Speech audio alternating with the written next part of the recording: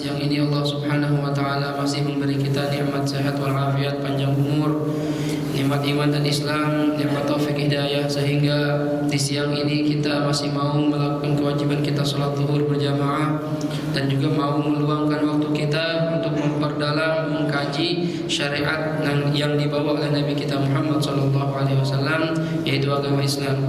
Karena banyak kaum muslimin saat ini hanya Islam saja namun tidak mengerti tentang syariat yang dia anut, yang dia ikuti dari mulai dia lahir sampai dia meninggal dunia. Ma'asyiral muslimin rahimakumullah, kajian kita minggu lalu adalah tentang a'dzarul jumu'ah wal jamaah. Uzur-uzur atau alasan-alasan orang tidak berdosa apabila tidak bersolat Jumat, dan juga tidak makruh apabila tidak hadir jamaah. Ada alasan-alasan yang diperbolehkan oleh syariat, dan itu sudah selesai. Kajian kita pada siang hari ini adalah ahaqqun nas bil imamah. Orang yang paling berhak untuk menjadi imam dalam sebuah salat jamaah. Kalau kita orangnya banyak seperti saat ini, siapa yang lebih berhak menjadi imam? Siapa yang paling pantas untuk jadi imam? Ini ada urut-urutannya, ya. Dikatakan di sini ahaqqun nas bil imamah al-wali ayil hakim mutlaqan. Orang yang paling pantas atau paling berhak untuk menjadi imam yaitu al-wali awil hakim mutlaqan. Wali, penguasa daerah. Ya. Kalau kita di Indonesia datangan Pak Jokowi, ya dia yang paling berhak sebagai presiden. Ya, kalau di Jakarta, Jakarta mah bisa, ada gubernurnya non Muslim. Ya, mudah-mudahan nanti jadi Muslim lagi. Ya, datang ke sini ke Ganjit misalnya, ke Gandaria City, yang gubernur Muslim, dia paling berhak jadi seorang imam. Ya, kan dia penguasa wilayahnya. Ya, tsumma sakinul baiti mutlaqan. Ya, ini kalimat mutlaqan bagaimana maksudnya Ustaz? Artinya begini. Walaupun Masjid Al-Hidayah ini punya imam ratib, imam yang sudah ditentukan oleh Nadir, akan tapi datang gubernur, berarti gubernur lebih berhak dibandingkan imam ratib. Ya. Tsumma sakinul bait mutlaqan, kemudian penghuni rumah. Misalnya kita main ke rumah teman kita, ya, berkunjung atau bersilaturahim ke rumah teman kita, lalu ingin sholat jamaah bersama teman kita di rumahnya, siapa yang berhak jadi imam? Sakinul bait, penghuni rumah. Yang nempatin rumah itu lebih berhak. Jadi kita nggak boleh bahasa Betawinya songong, paham songong ya? Ya, nggak tahu diri di rumah orang kita menjadi imam. Ya, dia lebih berhak kecuali dia mempersilahkan kita. Nah, misalnya seorang guru datang ke rumah muridnya, kemudian ingin jamaah di rumah muridnya, maka muridnya otomatis dong, walaupun dia tuan rumah, tapi ini gurunya, Ustaz, antum yang jadi imam, nah, ini boleh. Tapi kalau seorang guru langsung maju saja, ini tidak berhak. Karena yang paling berhak adalah yang pemilik rumah. Illa mu'iral baiti fa innahu ahaqqu min musta'iri. Kecuali apabila ini rumah kontrakan. Ya, misalnya Angga kontrak rumah sama saya. Ya, saya punya rumah di Haji Nawawi, misalnya dikontrakin sama Angga. Ya. Saat itu saya main ke rumah saya nih yang dikontrak sama Angga. Ya.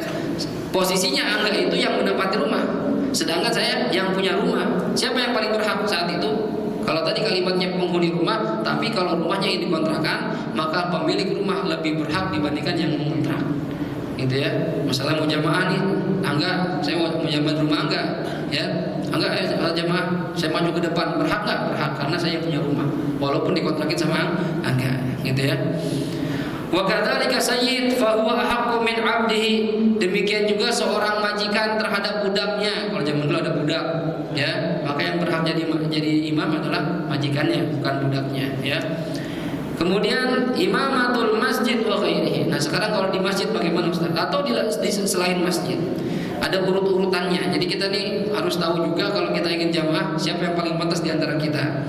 Terkadang maaf, ya, kalau kita jamaah sembarangan gitu atau telat jamaah kedua misalnya, itu yang maju terkadang kalau kita perhatikan Fatihahnya nggak benar atau auratnya terbuka, ini jadi imam kan nggak pantas ini, ya. Jadi kalau memang kita tahu kita ini belum pantas jadi imam, jangan jadi imam, karena sah tidaknya makmum tergantung imamnya.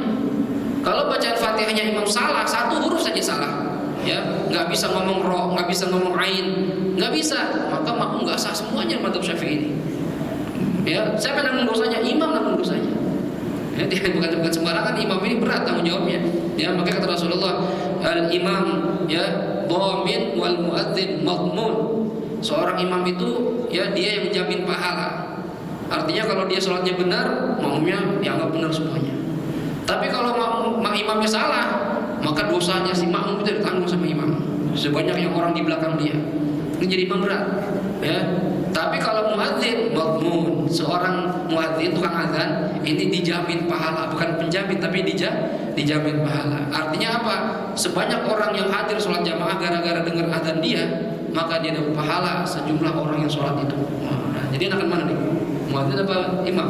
Enakan muadzin, lebih aman, ya. Cuma muadzin juga tahu diri, yang suaranya enak. Kadang suara nggak enak maksain jadi muadzin, ya. Ya boleh-boleh saja, cuma kan yang dengar jadi malas. Ya di masjid jelek amat azannya gitu kan, ya. Nah, kembali ke sini jadi imam ini ada urutan. Yang pertama, bagaimana siapa yang paling berhak? Al-aula biha, yang paling berhak jadi imam. Kalau di masjid, al-imam ratib, imam ratib. Siapa itu imam ratib? Imam yang ditentukan oleh DKM misalnya, oleh Nadir, atau kalau masjid pemerintah, oleh pemerintah yang ditunjuk. Siapa nih imamnya? Kalau Al-Hidayah ada nggak imam ratib di sini? Ada. Nah, ya. Kalau misalnya DKM-nya menunjuk Diki atau Fadli jadi imam ratib, maka kita nih orang yang baru hadir di sini nggak berhak maju di depan, karena ada imam ratib. Kecuali imam ratib nggak hadir dan tidak ada badalnya, maka boleh siapa saja, nanti ada urutannya. Jelas kira-kira nih? Ya, imam ratib lebih berhak dibandingkan jamaah yang lainnya, ya. Dan nggak boleh imam ratib belum mulai jamaah Anda bikin sendirian, ya. Masjid belum mulai nih, kan kadang ada masjid yang komatnya agak lama gitu ya, karena nunggu jamaah wudu atau segala macam. Imam ratib udah siap, Anda nggak sabaran, jamaah sendiri dah, ayo bikin di situ pojokan. Ini nggak boleh nih, makruh seperti ini, ya. Ini boleh diusir sama Nadir kalau begini, mengganggu ketertiban jamaah. Ya, kecuali imam ratib sudah selesai, jamaah pertama selesai, silakan bikin lagi, gitu ya. Walaupun misalnya imam ratib sudah selesai nih, jamaah ada 2, nggak apa-apa. Tapi kalau selama masa ada imam ratib menjadi imam, kita ikutin dulu. Kecuali ada uzur-uzur tertentu, misalnya bagaimana?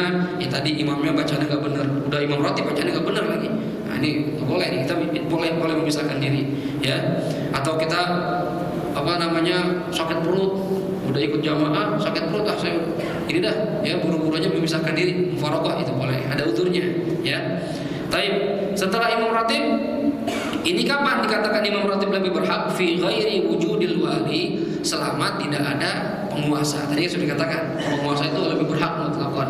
Artinya walaupun ada imam ratib, datang gubernur kita muslim misal ke sini, ya, misalnya Pak Anies jadi gubernur nih, datang ke sini, ya, maka gimana? Pak Anies lebih berhak walaupun ada imam ratib. Apalagi Pak Jokowi, ya, seorang presiden, dia lebih berhak jadi imam ratib, ya. Tsummal afqah. Ustaz, ini kalau imam ratibnya udah selesai, sekarang kita mau bikin jamaah lagi nih, ya. Antara kita nih udah ada imam ratib nih sekarang. Siapa yang paling berhak di antara kita? Al-afqah, orang yang paling ngerti fikih. Orang yang paling paham masalah fikih agamanya, khususnya fikih dalam bab sholat. Nah, kalau kita emang boro-boro aja fikih, Ustaz saya wudunya belum benar, belum paham, jangan, ya. Jadi kalau ada seorang yang lebih ngerti fikih, dia didahulukan, ya. Walaupun misalnya di kantor jabatannya OB misalnya, ya, kita nggak tahu. Ya, bapak sama kita sama seorang ahli fikih ini, kita manajer di kantor, dia OB, cuma kita tahu dia ahli fikih ini, pernah mondok, baca kitabnya jago, ya, dia lebih berhak. Kalau masalah imamah, ya, jangan kita pikir-pikir ke manajer, ya, masa gua jadi makmumnya OB misalnya itu, jangan, ya. Tetap dalam segi syariat, orang yang ngerti fikih lebih diutamakan dibandingkan yang lainnya, gitu ya. Ustaz, ini ada orang sama-sama fikih, ahli fikih, Ustaz. Saya sama Angga sama-sama mondok dulunya, ya, mau jamaah nih berdua nih sama Angga, ya. Siapa jadi imam nih, ya. Kitabnya sama-sama jago, level kitabnya sama, kecuali ada level, kan kitab itu kan bertingkat-tingkat, fikih itu juga bertingkat-tingkat, ada mubtadi'in, ada mutawassit, ada muntaha, gitu ya.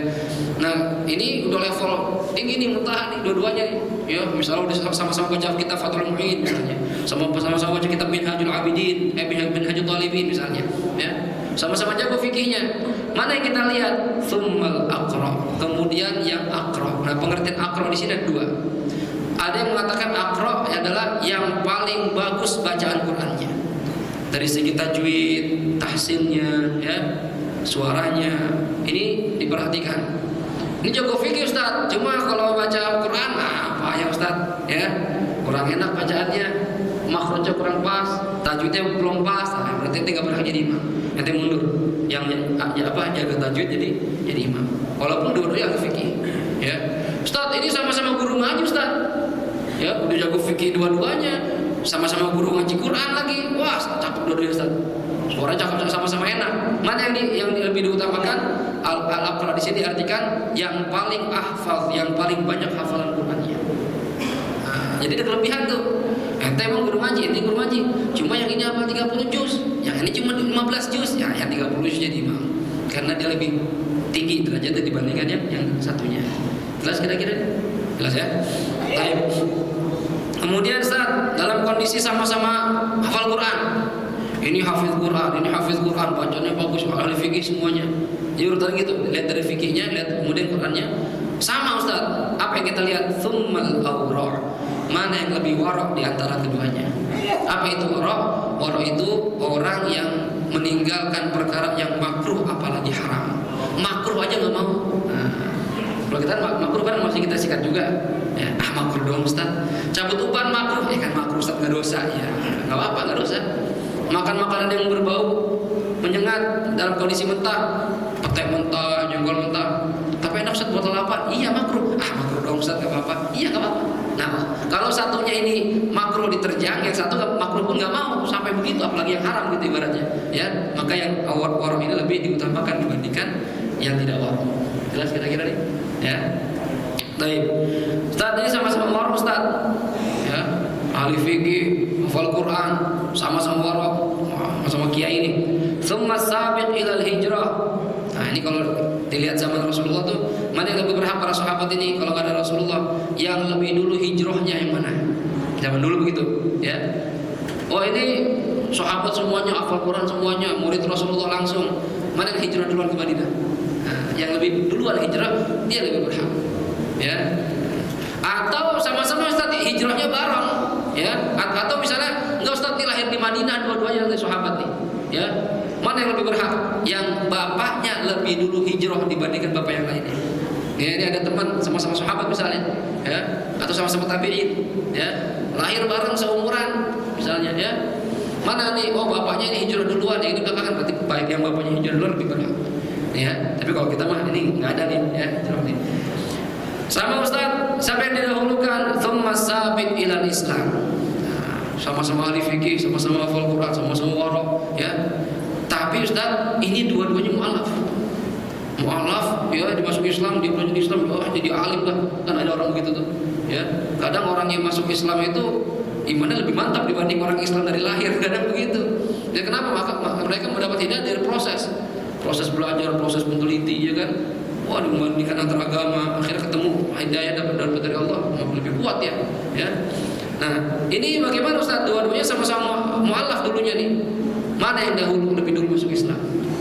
Nah, kalau sama-sama derajatnya, ini tahun 2016 saat masuk Islam. Nah, ini baru nih 2017 nih masuk Islam. Nah, berarti yang duluan lebih berhak jadi imam. Nah, kalau seandainya yang satu Islam dari lahir, satu mu'alaf, lebih afdal yang Islam dari lahir, gitu ya. Tapi sama-sama Ustaz, nggak ada bedanya. Tsumman nasib. Siapa yang nasabnya lebih bagus?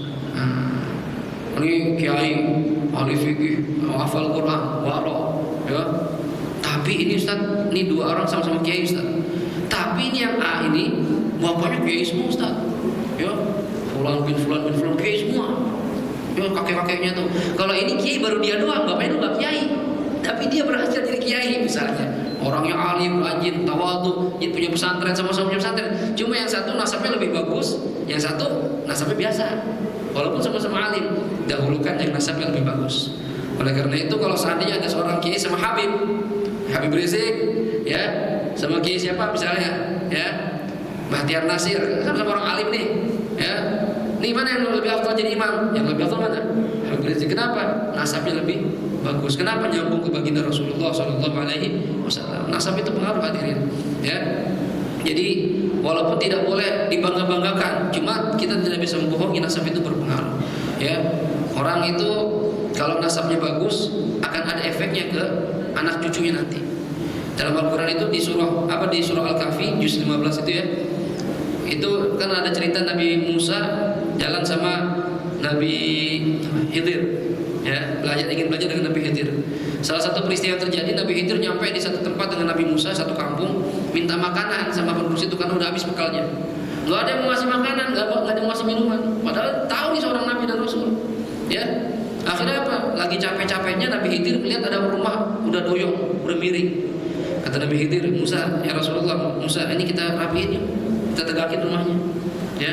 Begitu ditegakin sama mereka berdua, kata Nabi Musa, ngapain kita capek-capek sih? Ya, tegakin rumah, nggak ada yang peduli sama kita juga, ya.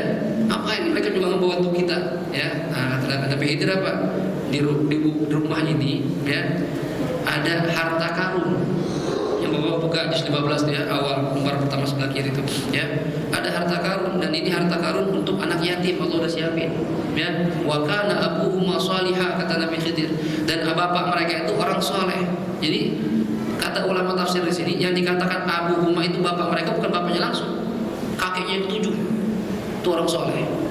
Dengan keberkahan orang soleh itu Allah kasih keberkahan harta buat anak itu, anak yatim itu. Jadi oleh karena itu makanya dalam pernikahan itu kalau kita ingin memilih calon istri atau calon suami seorang perempuan, perhatikan nasab. Ya, walaupun gak jadi patokan, Ustaz, ada juga Ustaz anak Nabi kafir ada, cuma ini ada efeknya. Ya, keturunan orang soleh itu berpengaruh, akan menjadikan anak lebih soleh lebih mudah. Ya, makanya kata Rasulullah al-irqud dassas, ya, itu apa namanya, urat ini apa namanya keturunan ini itu dasar benar-benar pengaruh berpondasi buat pondasi seseorang. Ya, insya Allah kalau kita ketemu orang baik, berubah jadi baiknya gak susah, karena bekal kakek-kakek kita udah doain. Ya, kalau ada orang jadi ulama besar, ternyata kakeknya ulama besar, gak heran, kenapa? Emang didoain sama jin-jinnya dulu. Ya, makanya kalau Ustaz Habib banyak jadi orang alim, kenapa? Ya, emang keturunan Rasulullah SAW. Doanya itu, yang mahal itu doa, hadirin. Ya, makanya orang-orang dulu, para kiai-kiai, ulama itu, kalau mereka bangun malam, mereka puasa sunnah, mereka niatnya cuma buat mereka doang. Itu tirakat mereka, ya, mereka niatin buat keberkahan anak cucu mereka nanti. Jadi pengen anak cucu jadi berkah semuanya. Kan enak kalau kita punya cerita begitu. Anaknya jadi orang alim, orang sukses dunia akhirat, cucunya jadi orang baik semuanya, enak. Nah kalau punya cucu, punya anak, bikin malu kita. Yang satu bandar narkoba, satu ketangkap maling nyolong, ya, satu main judi. Aduh, kita malu punya anak begitu. Ya, makanya oleh karena itu pengaruh, ya, pengaruh nasab itu sangat berpengaruh. Oleh karena itu dalam memilih imam dilihat ini nasabnya kemana, ya. Oh, ini anak kiai semuanya nih, walaupun yang B kiai, yang A lebih utama. Jelas kira-kira? Jelas ya? Taib. Thumma hasanul dzikri. Ustaz, ini nasabnya sama-sama Ustaz. Yang A ini keturunan orang soleh, yang B keturunan soleh, sama nih nasabnya bagus semuanya. Ya, apa yang dilihat? Hasanul dzikri, ya, track recordnya. Ini Ustaz yang A dari muda nggak ada tuh melenceng-lenceng Ustaz, ya, dari muda di pesantren, ya, ibadah, Insya Allah dah, ya, track recordnya bersih, ya. Yang B jadi kiai dulunya bandel Ustaz, dulunya kan ada begitu tuh, ya, seperti salah satu ulama Indonesia ini apa UJ dulu pernah bandel, dicerita sendiri sampai dia bikin film kan, ya, pernah bandel, cuma jadi orang baik di ujungnya, ya, jadi seorang dai. Ya, ini bagaimana kalau ada dua orang yang sama-sama soleh, tapi yang A ini gak pernah ada catatan jelek, yang B ada catatan jeleknya, maka yang A lebih utama dibanding menjadi imam dibandingkan yang B, karena track recordnya bersih semuanya. Jelas kira-kira? Jelas ya? Baik. Kemudian Ustaz, sama Ustaz, track recordnya bagus semuanya, ya. Orang alim, orang hafid Quran. Apa yang kita lihat? Tsumma nadhifus thawb. Kemudian yang bajunya bersih. Lihat baju ini, pakaian baru, ya, bisa pasang Ustaz sama kiai, yang atau pakainya dekil amat gitu, ya, kiai bisa dari mana nih? Orang 3 hari kena cuci sarung misalnya, ya, dekil, yang ini bersih, rapi, wangi. Nah ini yang lebih utama. Jadi imam itu harus ada kelebihan dibandingkan makmum gitu maksudnya, ya. Jadi pemimpin itu nggak sembarangan, harus memiliki kelebihan dibanding yang lainnya. Lihat bajunya, mana yang lebih bersih, ya. Baju sama-sama bersih Ustaz. Kalau seandainya sama-sama bersih, kata para ulama, dilihat yang pakai baju putih lebih utama. Dia baju putih, ya. Sama-sama putih, tsumma nadhiful badan, badannya yang bersih. Gimana?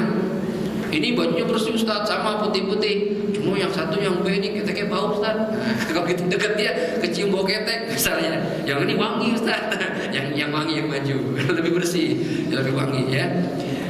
Sama Ustaz, sama-sama bersih. Tsumma tayyibus sun'ah, yang kerjaannya lebih bagus.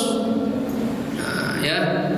Sama-sama kiai, yang kiai A ini selain punya pesantren misalnya, selain jadi dai, dia punya usaha. Apa usahanya? Misalnya showroom mobil. Nah, misalnya ya. Yang satu yang B ini sama-sama usaha, cuma apa? Jualan sayur.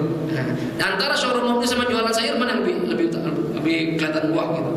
Lebih membanggakan? Showroom mobil. Nanti yang punya showroom mobil lebih utama dibandingkan yang jualan sayur. Paham kira-kira? Ya. Tapi yang dianggap pekerjaan yang ini ya, yang halal artinya. Kalau nggak halal nggak dianggap sebagai pekerjaan. Ya. Tsumma hasanus shaut. Ustaz, ini sama-sama pengusaha Ustaz. Ya, pengusaha lagi, dua-duanya hafal Quran dua-duanya. Mana kita perhatikan? Tsumma hasanus shaut, yang suaranya lebih enak, lebih merdu. Yang ini kalau baca Quran, kita enak gitu Ustaz dengerinnya. Ya, sampai pengen nangis dengerinnya. Yang ini ya biasa aja Ustaz. Ya. Emang hafal Quran bacanya biasa aja, kan ada orang gitu. Ya, kalau kita dengerin kayak di masjid-masjid Haramain itu kan, Masya Allah, sampai sholat tarawihnya lama, tapi enak aja bawaannya. Kenapa? Suaranya enak, imamnya enak. Nah, imam ini pengaruh terhadap khusyuknya seorang jamaah, gitu ya. Nah, makanya dipilih yang suaranya lebih enak. Ya. Suaranya sama-sama enak Ustaz. Qori internasional juga. Gimana nih? Bingung kita. Tsumma hasanus surah, yang lebih ganteng yang mana? Sampai gantengnya dilihat. Yang ini ganteng nih Ustaz, kayak Arab mancung gitu. Cakep, lihatnya putih tinggi. Yang ini ya orang ya pendek hitam. Yang ganteng yang maju. Ya lebih utama dibandingkan yang satunya.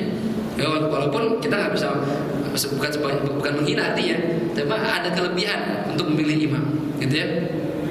Taib, fa in istawa uqi'a bainahum, sama-sama ganteng Ustaz. Ini ganteng, gimana ini? Diundi, ya. Diundi kata para ulama. Cocok mana yang dua? Dalam kitab yang lain dikatakan yang istrinya paling cantik yang mana? Ya, kalau tahu nih, kadang-kadang kalau di Indonesia nggak pakai cadar, ya pakai jilbab doang. Oh ini Ustaz, nih bisa cakep Ustaz, kayak Arab. Ini ya pribumi ini biasa, ya. Yang ini cakep istrinya. Gitu. Sama-sama Ustaz, sama-sama cakep. Ini cakep, gimana? Undi dah. Keluarin namanya siapa? Ini cara memilih imam. Kenapa? Karena imam itu kan ya pemimpin jamaah sebanyak itu. Ya, imam ini kalau sholatnya benar dia dapat pahala sejumlah orang yang sholat di belakangnya dia. Tadi dikir jadi imam nih, saat dia bacanya benar, semua syarat-syarat terpenuhi, dia dapat pahala sejumlah makmum yang sholat di belakang dia. Ya, cuma kalau salah ya tadi itu nanggung dosanya semuanya. Nah, jadi hati-hati. Jadi kalau ingin menjadi imam khususnya di masjid-masjid besar seperti ini, kalau bisa diadakan pelatihan dulu. Ya, saya di masjid orang tua di Nurul Yakin itu di Haji Nawawi ada pelatihan imam. Jadi dicek bacaannya kalau menjadi imam, ya kita ajarin fikihnya bagaimana, kita ajarin toharohnya bagaimana benar apa enggak. Khawatir kalau dia jadi imam salah, kasihan jamaah ini, ya. Begitupun khatib, ya ini harus dilihat memenuhi persyaratan enggak. Terkadang kalau khatib cabutan doang, rukun-rukunnya kurang, akhirnya khutbahnya nggak sah, jumatannya juga nggak sah. Ini ada perlu diperhatikan, apalagi masalah besar seperti ini, ya harus benar-benar diperhatikan imam ini. Baik, kemudian di sini ada beberapa masalah yang berhubungan dengan masalah imam. Imamatul adli aula minal fasik wa in kana fasiqu aqra wa afqah. Nah, ya. Ustaz, sekarang begini Ustaz, ada dua orang calon imam. Yang satu ini ya lebih adil. Adil di sini apa pengertian adil? Adil di sini adalah malam yartakib kabirah wa lam yasir ala saghirah ya wa ghalabat ta'atuhu ma'asi. Itu arti adil. Orang yang enggak pernah melakukan dosa besar. Orang adil itu dalam segi arti fikih, ya, orang yang tidak pernah melakukan dosa besar, yang enggak pernah zina, enggak pernah mabuk, enggak pernah judi, enggak pernah durhaka sama orang tua, enggak pernah ninggalin sholat segala macam. Ini namanya orang adil. Dosa-dosa besar nih ditinggalin sama dia. Walam yusir ala saghira, ya tapi dia punya dosa kecil, ya punya, namanya manusia masa nggak dosa. Kita aja jangan lihat orang dah, kita aja dosa mulu kadang, ya keluar rumah masih ngelihat perempuan pakai celana pendek, ya entar ke mall apalagi, ya, yang you can see-nya, yang dadanya kebukanya, yang dia tato di pahanya, kita lihat semuanya, ya, maksiat kita. Belum di kantornya ketemu lagi teman kantor pakai rok mini, ya, ada aja dah. Main cubit-cubitan sama temen cewek padahal bukan mahramnya, maksiat, ya. Nah, ini orang adil, dia terkadang maksiat cuma nggak terus-terusan gitu, ya. Terkadang kita nggak mau maksiat cuma ya lingkungan gimana di Indonesia, apalagi ya di Indonesia kita rasain di Jakarta pada khususnya. Kalau waktu saya di Hadramaut, maksiat jenis perempuan insya Allah nggak ada. Kenapa? Perempuan semua cadaran, ya, tangan pakai sarung tangan, pakai kaos kaki, udah ada cadar pakai burqa lagi, jadi tutupin pakai kain tipis, matanya juga kelihatan kita. Gitu. Bajunya gombrong semuanya, abaya, enak kita keluar juga aman ngeliat perempuan. Nah di Jakarta, ya coba dah bapak ntar pergi ke mall, ya masuk ke gacis itu, ya, coba dah. Perempuan kadang udah gak ada malunya, masya Allah. Sampai kita ngeliatnya malu, ya. Pakai pakaian ketat sampai kelihatan pantatnya, ya Allah. Kita lihatnya gimana ya? Malu kita ngeliatnya, ya. Maksiat, ya, ini manusia seperti itu. Artinya orang adil ini dia dosa besar nggak mengerjakan, dosa kecil terkadang mengerjakan tapi nggak terus menerus, ya, nggak terus terusan. Kadang kan ada orang ya namanya orang fasik, ya, orang fasik itu dosa besar dikerjakan, atau dosa kecil terus terusan nyari dosa dengan sengaja, ya, tiap sore duduk pinggir jalan nungguin perempuan lewat. Wah ini jam-jam keluar anak-anak kos-kosan nih yang kerja malam nih, tungguin di pos ronda, ya, sengaja gitu nungguin paha lewat. Nah ini namanya orang fasik namanya. Emang nyari-nyari maksiat. Ya kalau kita kan emang bukannya nyari, emang lagi jalan ketemu, itu istighfar itu. Bukan nyari keluar nyari maksiat, bukan. Lagi jalan ada maksiat, gitu ya, namanya manusia.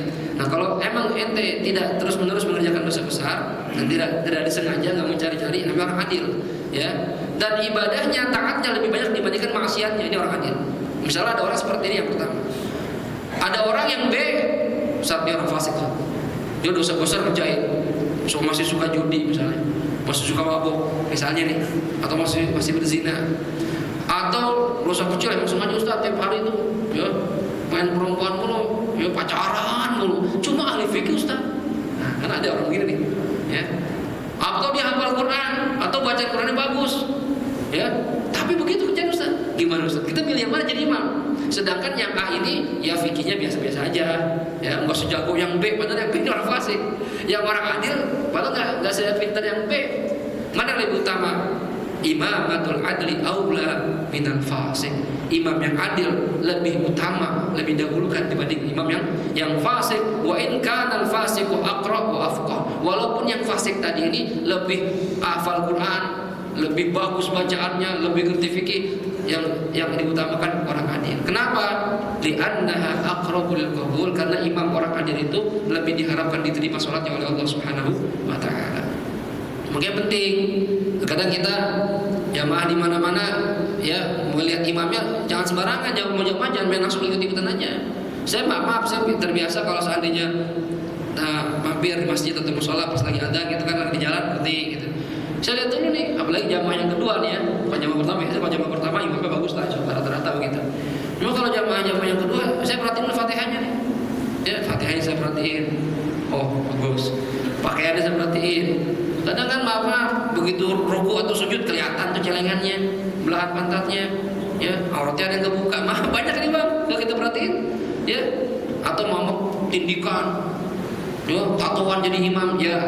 Ustaz dulu pernah bandel cuma tobat, ya, tapi kan ini kalau masih tindikan ini ya, termasuk orang yang melanggar syariat namanya, ya. Jangan cari imam seperti itu, mendingan sholat sendirian, ya, atau cari yang bikin jamaah baru. Ustaz itu belum rapi, gak masalah, ya. Kalau imamnya seperti itu, mending kita ajak teman kita jamaah berdua, ini lebih utama, gitu ya, karena imamatul fasik ini jauh dari qabul dari Allah Subhanahu wa taala, gitu ya. Baik, kemudian imamatul baligh aula minas sabi. Imam yang sudah baligh itu lebih utama dibandingkan imam yang anak kecil.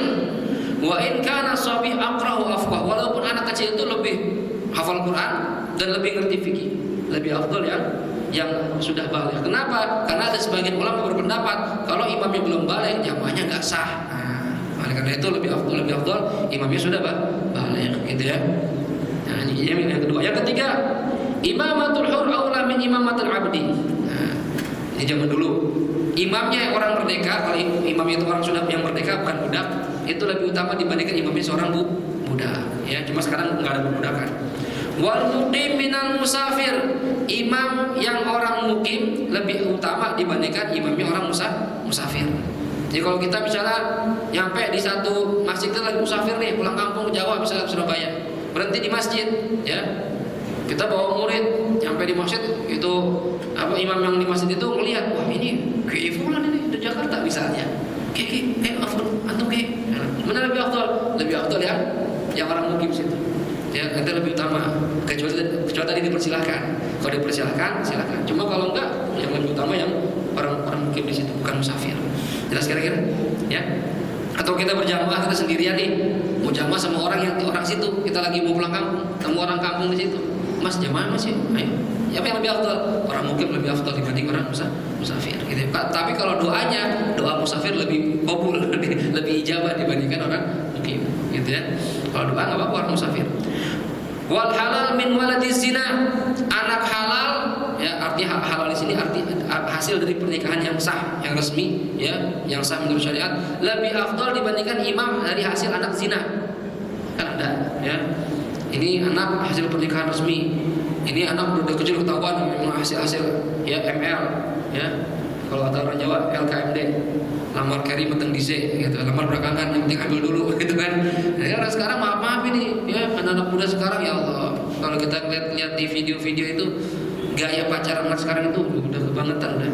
Ya, akhirnya sampai melakukan hal yang berzina itu haram jadinya, sampai hamil. Nah, hamil di luar nikah berarti anaknya disebut walad zina, anak hasil zina. Ya walaupun anaknya nggak dosa, cuma dia ternoda dengan sebutan itu, anak hasil zina. Seandainya ini anak hasil zina sama anak halal, sama-sama mondok, sama-sama pinter, mana lebih afdal jadi imam? Tetap lebih afdal jadi imam adalah anak halal. Gitu ya. Hati-hati hadirin ya, pergaulan sangat-sangat berbahaya, khususnya kita punya anak nih yang sekolah, yang SMA, apalagi nggak ada basic agamanya. Hati-hati, terkadang yang sudah basic agama pun masih bisa tergoda. Ya, jaga pergaulan anak-anak kita, termasuk kita juga nih. Ya, jangan sampai berzina. Alhamdulillah kita termasuk dosa besar nih. Ya, kalau emang udah pengen berhubungan sama seorang perempuan, nikah aja udah. Allah udah kasih jalan yang halal, nikah. Ustaz, saya kerjaan gaji masih kecil, nikah aja. Allah udah katakan, ya, fa'ankihul ayyama minkum wasalihina min ibadikum wa imaikum in yakunu fuqara yughnihimullahu min fadlih. Kata Allah, nikahi kalian, ya, wanita-wanita yang salehah, ya, laki-laki yang saleh nikahin, ya. Kalau kamu fakir, waktu nikah masih susah, masih kekurangan, yughnihimullahu min fadlih. Ini Al-Qur'an, bukan hadis. Allah akan berikan kecukupan kepada kalian dengan anugerahnya Allah Subhanahu wa taala. Dengan sebab nikah Allah kasih kecukupan. Jadi jangan takut susah hadirin. Ini kadang kita mikir berulang-ulang. Aduh, kawin enggak, ntar dulu sampai perempuan kagak sabar, bang kapan kita bang lamar bang nih, pacaran dulu, ntar deh belum siap. Nikah aja, niatin nih ibadah, ntar Allah kasih jalan. Bapak-bapak mungkin yang hadir di sini ngerasain bedanya rezeki kita sebelum nikah sama sudah nikah. Ya, dulu belum nikah kita boro-boro punya kulkas, sekarang punya kulkas. Ya kan? Coba dah perhatiin, keberkahannya beda orang nikah itu. Ya. Belum nikah ya boro-boro mikirin juga piring ya sendok garpu punya sekarang alhamdulillah. Ya belum lagi ntar punya anak rezekinya lain lagi tuh. Punya anak pertama tiba-tiba ada motor, kalau kasih motor. Ntar punya anak kedua tiba-tiba Allah kasih mobil, ya. Punya anak ketiga, nah, siapa tahu Allah kasih rumah, ya. Niatin ibadah aja. Kalau niatnya benar, insya Allah jalannya benar, Allah kasih gampang. Yang penting niatin ibadah, ya. Jadi jangan takut dengan pernikahan, daripada kita maksiat ngapain? Pacaran bertahun-tahun, ya. Kita jalan berdua maksiat terus, dosa terus, ngapain? Nikah aja udah. Jadi jangan biasakan ada pacaran tuh yang dibiasain. Ya kalau ada yang senang sama anak kita, ta'aruf sini, serius, istikharah, bagus, nikah. Gitu, ya. Kadang orang tua sekarang maaf malah nyuruh pacaran dulu. Ya, yang begitu, ya. Orang mau ngelamar seorang anak perempuan. Kata orang tua perempuannya, emang kan baru kenal, pacarannya dulu, biar kenal dulu. Ya, disuruh pacaran malah. Orang tua sekarang begitu nih, salah ini. Ya, minta petunjuk sama Allah, istikharah. Ya, kalau yang bagus nih, apalagi yang ngelamar kita, anak perempuan kita misalnya dilamar sama laki-laki yang soleh. Nah, bismillah udah. Ya, walaupun Ustaz nih duitnya belum ada, ya, masalah duitnya rezeki udah Allah atur. Ya, sekarang susah, bisa jadi nanti suksesnya kita nggak tahu. Ya, masalah rezeki mah serahin sama Allah Subhanahu wa taala. Yang penting nikah itu niatin ibadah. Ntar jalani kapan, ya. Taib yang terakhir, yastawil 'abdu al-faqih wal hur ghairul faqih wal a'ma wal basir. Ya. Ada budak ahli fikih sama orang merdeka yang enggak ahli fikih, mana lebih utama? Zaman dulu nih. Ini enggak ada perbedaan, sama aja, mana aja boleh. Atau wal a'ma wal basir, yang satu buta ustaz, satu ngelihat, tapi sama-sama nih. Ya, ini apa ahli fikih, apa dianggap nih kebutaan dia sebagai kekurangan enggak? Kalau masalah ini enggak. Ya, kebutaan sama yang ngelihat, orang buta orang ngelihat di derajat sama. Ya, asalkan sama-sama ahli fikih, sama-sama hafal Quran misalnya, ini enggak ada perbedaan. Jadi dilihat sifat-sifat yang tadi disebutkan. Ini cara memilih imam dalam sholat. Jadi hati-hati kalau kita berjamaah, karena sah tidaknya sholat seorang makmum tergantung imamnya. Ya, jadi kalau kita jamaah, lihatin imamnya. Dan kita tahu diri juga, misalnya kita sama teman kantor, bacaan Fatihah kita belum benar, jangan sok-sokan jadi imam. Mau jadi depan jadi imam dulu. Padahal baca Fatihahnya belum benar. Jangan, ya. Jadi kita tahu diri, kalau memang kita nggak pas, belum cocok, belum pantas, jangan jadi imam. Biarkan lebih pantas jadi imam. Dan yang orang yang bagus bacaannya, yang ngerti agama, jangan mundur mulu. Ini kadang repot juga nih. Yang ustaz mundur. Ya, ini aja. Padahal yang maju itu orangnya nggak benar bacaannya. Ini gara-gara ente nyuruh dia maju jadi salah semua. Ya, kalau emang bacaan ente benar, ente ngerti agama, maju. Ya, untuk urusan itu maju. Jangan serahin ke orang. Ya, ntar jadi berantakan sama jamaahnya. Nah, ini perlu kita perhatikan hal-hal yang berhubungan dengan cara memilih imam. Dan insya Allah pertemuan berikutnya akan kita bahas masalah sunnah berjamaah, sunnah berjamaah. Jamaah itu apa saja yang disunahkan? Ya, ini yang perlu kita perhatikan insya Allah pertemuan kita berikutnya. Apakah ada pertanyaan atau enggak ada? Silakan. Kalau nggak ada kita tutup nih.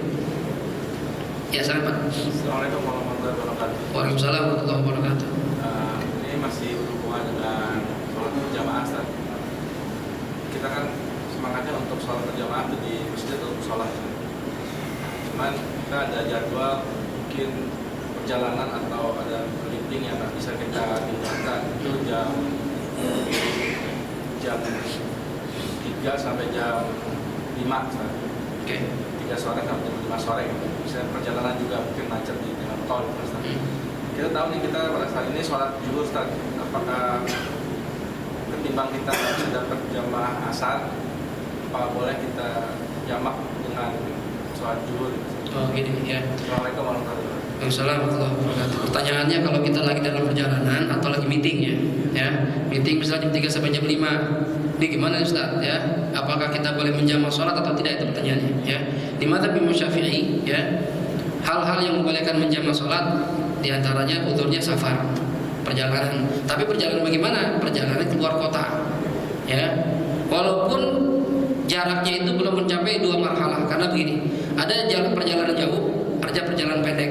Yang dikatakan perjalanan jauh itu sudah mencapai 2 marhalah, kurang lebih 81 km atau 85 km, kurang lebih seperti itu. Sampai segitu atau lebih dari itu namanya perjalanan jauh. Cuma kalau keluar kota tapi nggak nyampe segitu, kayak Bogor kan nggak nyampe segitu. Bogor berapa ya paling? 50-60 lah kurang lebih. Kan ini bukan perjalanan jauh, tapi luar kota nih ya. Ini bagaimana? Ini namanya safar qasir, perjalanan pendek. Nah, safar seperti ini, baik yang pendek ataupun yang jauh, tapi udah keluar kota. Kalau masih dalam kota mah bukan safar namanya. Ya, dari Jakarta Selatan ke saya mau ke itu saat ke Monas, safar bukan safar dalam kota ini namanya. Ya, ini sudah keluar kota.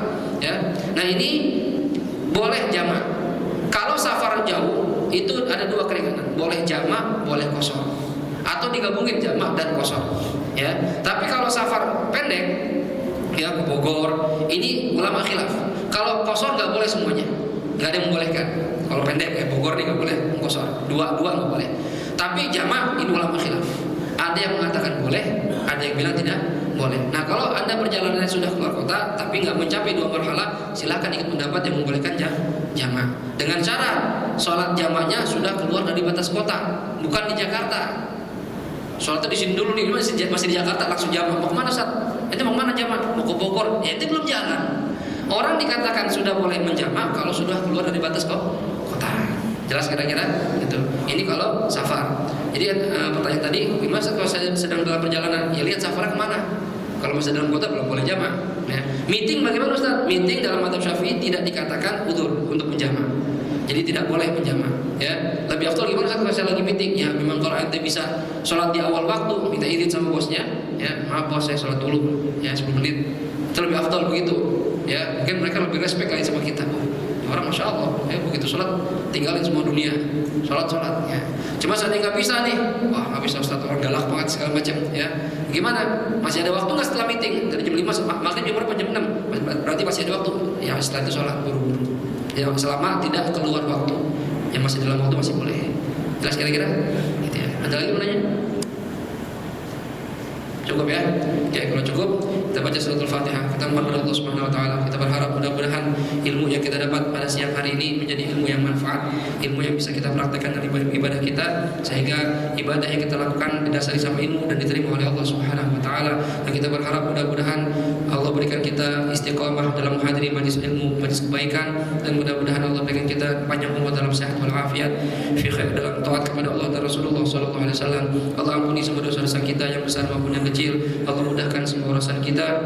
Allah berikan kita segala hajat-hajat kita dan doa-doa kita, baik hajat dunia maupun hajat akhirat. Dan kita mohon pada Allah Subhanahu wa taala mati kita dalam husnul khatimah, mati sedang ibadah pada Allah, masuk kubur tanpa diazab, masuk surga tanpa dihisab, dikumpulkan dengan Nabi kita Muhammad sallallahu alaihi wasallam surga firdaus. Dan kita mohon pada Allah Subhanahu wa taala dalam pilkada yang akan datang kita berharap ya Allah berikan kami gubernur yang muslim ya Allah, gubernur yang takwa sama Allah, jadikan Jakarta ini baldatun thayyibatun wa rabbun ghafur.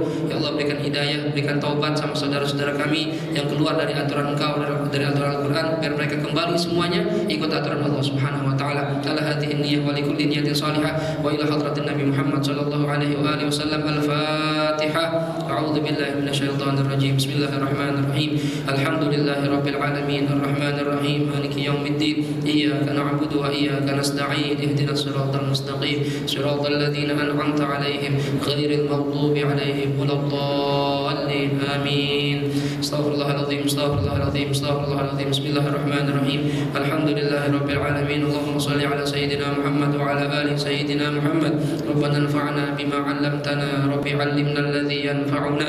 Rabbi faqihna wa faqih ahlana wa qarabatin lana fi dinina ma'a ahli al-qudri untha wa dhakar. Rabbi waffiqna wa waffiqhum lima tartadi qawlan wa fi'lan karama warzuqil kulla halalan daima wa akhilla atqiya ulama nahdha bil khairi wa nakfa kulla syarr.